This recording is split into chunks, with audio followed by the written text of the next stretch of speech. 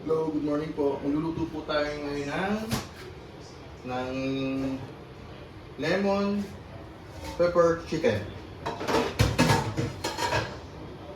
Okay, ito muna. Then, you put the spices.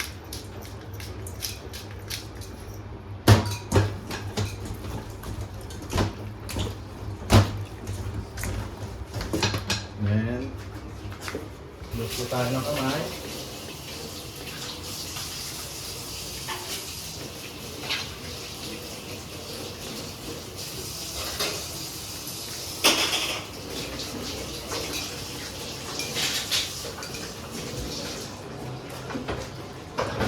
Tapos, yung kalahati po ng lemon, nalagay po natin sa loob ng chicken.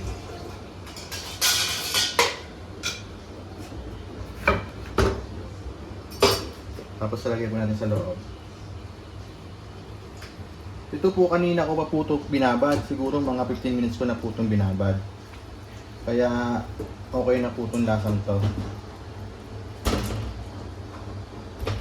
Tapos po, nalagay po natin sa air fryer po.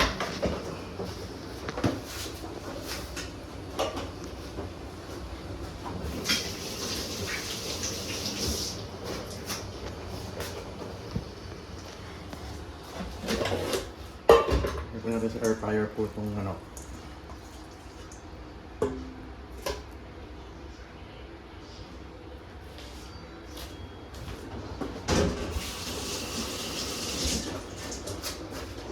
Kanina ko pa po ito binabad. Mga 15 to 20 minutes na po. Tapos po, iseset po natin yung time po ng 20 minutes. Then, 160 ang kanya pong temperature.